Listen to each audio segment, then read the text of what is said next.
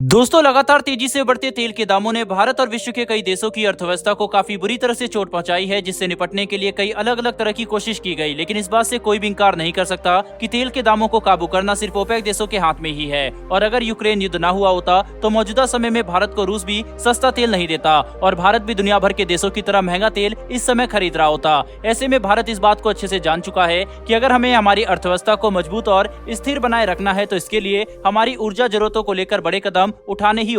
ताकि भविष्य में तेल के बढ़ते दामों को काबू किया जा सके और इससे होने वाले आर्थिक नुकसान को रोका जाए, जिसके तहत अब भारत खुद को मिले एक सुनहरे मौके का पूरा इस्तेमाल करने वाला है। दरअसल दोस्तों, आप अपने स्क्रीन पर द इकोनॉमिक टाइम्स का आर्टिकल देख सकते हैं, जिसमें यह बात साफ तौर पर लिखी गई है कि भारत G20 में इंटरनेशनल बायोफ्यूल अलायंस के मुद्दे को उठाएगा और भारत इसके गठन पर काफी जोर देगा। यानी कि भारत खुद को मिले G20 की प्रेसिडेंसी का पूरा इस्तेमाल करते हुए इंटरनेशनल बायोफ्यूल अलायंस को हकीकत में बदलने की कोशिश करने वाला है। बायोफ्यूल को एथेनॉल से बनाया जाता है, जिसे एग्रीकल्चर प्रोडक्ट और कई अलग अलग तरह के आइटम से बनाया जा सकता है, लेकिन इसका मुख्य एलिमेंट इथेनॉल ही होता है, जिसका इस्तेमाल बायोफ्यूल के तौर पर करते हुए इसे नॉर्मल डीजल और पेट्रोल में मिक्स किया जाता है, जिससे कि शुद्ध डीजल और पेट्रोल की संख्या कम हो जाती है, जिसकी वजह से कम डीजल और पेट्रोल में उतनी ही ऊर्जा पैदा की जा सकती है, जो कि काफी बड़ी उपलब्धि है। और इस एथेनॉल ब्लेंडेड फ्यूल का इस्तेमाल बिल्कुल आम डीजल पेट्रोल की तरह किया जा सकता है, जो कि तेल और नेचुरल गैस पर हमारी निर्भरता को कम कर देगा, जिसके इस्तेमाल से भारत और विश्व के सभी देश एक साथ मिलकर ओपेक देशों पर दबाव बना सकते हैं ताकि वे तेल और क्रूड ऑयल की कीमतों को मनमानी तरह से ना बढ़ाए और इन्हें काबू में रखा जा सके। वहीं ऐसे में आप समझ गए होंगे कि बायोफ्यूल फिलहाल भारत के लिए कितना बड़ा मुद्दा है। इसीलिए भारत G20 की प्रेसिडेंसी का इस्तेमाल करते हुए ये चाहता है कि दुनिया की 20 सबसे बड़ी अर्थव्यवस्था एक साथ आकर इंटरनेशनल बायोफ्यूल अलायंस का गठन करे, जिसके तहत G20 के सभी देश एक साथ मिलकर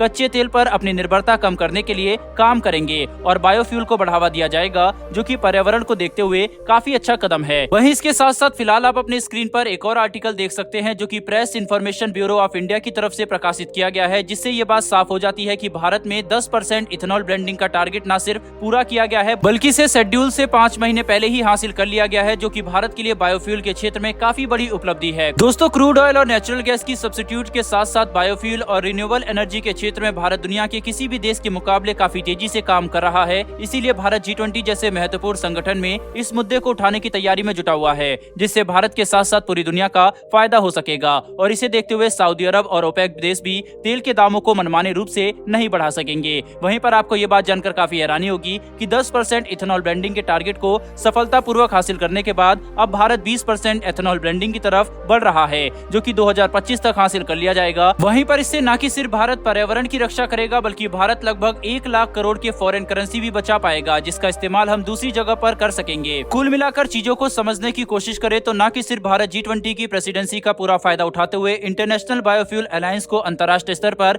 गठित करके तेजी से ऑपरेशनल बनाने की कोशिश कर रहा है, बल्कि भारत घरेलू रूप से भी बायोफ्यूल के क्षेत्र में काफी बड़े कदम उठा चुका है, जिनकी वजह से भारत को काफी सफलता भी हाथ लगी है। ऐसे में ये बात कह पाना ज्यादा मुश्किल नहीं है कि भारत 50% इथेनॉल ब्लेंडिंग के टारगेट को भी जल्दी हासिल कर लेगा, जो कि बायोफ्यूल के क्षेत्र में हमारे लिए काफी बड़ी उपलब्धि होगी। वहीं इसी बीच डिफेंस के क्षेत्र से भारत के एंटी ड्रोन वॉरफेयर की तरफ से भी एक काफी अच्छी खबर निकलकर सामने आई है, जिसके तहत भारत ने चीन और पाकिस्तान के छोटे ड्रोन का सामना करने के लिए एक काफी इनोवेटिव तरीका अपनाया है, जो कि भारत के लिए काफी कारगर साबित हो सकता है, जिसके तहत भारत चीन और पाकिस्तान की तरफ से आने वाले छोटे ड्रोन को तबाह करने के लिए चील को ट्रेनिंग दे रहा है, जो कि सुनने में काफी ज्यादा अजीब है। हम सभी जानते हैं कि चील एक बेहद शक्तिशाली और खूंखार पक्षी है, जिसे अगर अच्छी ट्रेनिंग दी जाए तो ये किसी भी तरह के खतरे का सामना कर सकता है, जो कि इसके लिए संभव है। ऐसे में चील अपने तेज रफ्तार और शक्तिशाली पंजों का इस्तेमाल करके दुश्मन के ड्रोन को तबाह कर सकता है, जिसके लिए वे अपने पंजों का इस्तेमाल करेगा और दुश्मन के ड्रोन इसका कुछ नहीं कर पाएंगे। साथ ही इलेक्ट्रॉनिक वारफेयर भी चील के सामने बेअसर है, क्योंकि यह कोई मशीन नहीं बल्कि एक जिंदा पक्षी है। वहीं ऐसे में ये देखना काफी ज्यादा रोचक होगा कि भारतीय चील पाकिस्तान और चीन के ड्रोन के सामने कितने ज्यादा कारगर साबित होते हैं, क्योंकि शायद मॉडर्न वारफेयर के जमाने में इस तरह की इनोवेटिव और एंशिएंट स्ट्रेटेजी का इस्तेमाल पहली बार किया जा रहा है। इसीलिए इसकी क्षमता देखना काफी ज्यादा रोचक होगा। बहरहाल दोस्तों, इस वीडियो में इतना ही। इस नए इनोवेटिव आइडिया के ऊपर आपकी क्या राय है, कमेंट बॉक्स में लिखकर जरूर बताइएगा। साथ ही अगर आपको ये इन्फॉर्मेशन और वीडियो पसंद आई हो